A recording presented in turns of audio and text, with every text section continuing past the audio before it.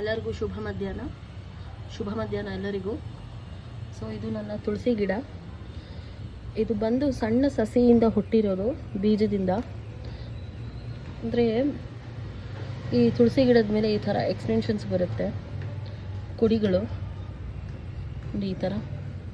ಇದನ್ನು ನಾವು ಹೀಗೆ ತೆಗೆದು ಹೀಗೆ ಮತ್ತೆ ಪರ್ಚಿ ವಾಪಸ್ ಮಣ್ಣಿಗೆ ಹಾಕಬೇಕು.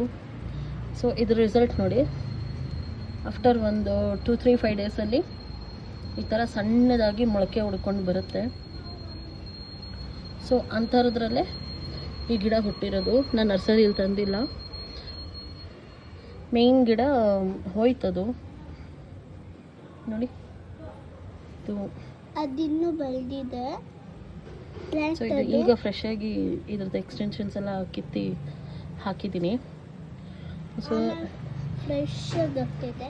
ನೀವು ತುಳಸಿ ಗಿಡ ಬೆಳೆಸ್ಬೇಕಂದ್ರೆ ಈ ಟಿಪ್ಸ್ನ ಫಾಲೋ ಮಾಡಿ. ಇದು ನರ್ಸರಿಯಿಂದ ತಂದಿದ್ದು, ಇದ್ರದ್ದು ಮೇನ್ ಗಿಡ ಹೋಯಿತು. ಈ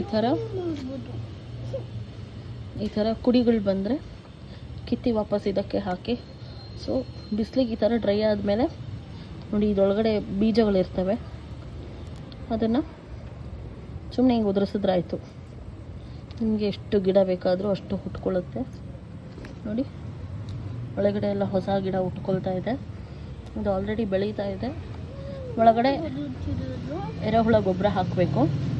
ಹ್ಯಾಪಿ ಗಾರ್ಡನಿಂಗ್. ಇನ್ನೂ ಅಪ್ಡೇಟ್ಸ್ ಕೊಡ್ತಾ ಇರ್ತೀನಿ ಇದು ಎಷ್ಟು ಬೆಳೆದಿದೆ ಅಂತ. Thank you.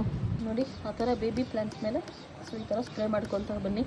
ಇಲ್ಲಿಗೆ ಸ್ಪ್ರೇ ಮಾಡು, ಇಲ್ಲಿ ಈ ಬೇಬಿ ಪ್ಲ್ಯಾಂಟ್ಸ್ ಮೇಲೆ ಸ್ಯಾಪ್ಲಿಂಗ್ಸ್ ಹಿಯರ್ ಆ ಥರ ನೀವು ಸ್ಪ್ರೇ ಮಾಡ್ತಾ ಬಂದರೆ ಏನಿಲ್ಲ, ಅದು ಜಸ್ಟ್ ಪ್ಲೈನ್ ವಾಟರ್ ಅದು. Okay, happy gardening.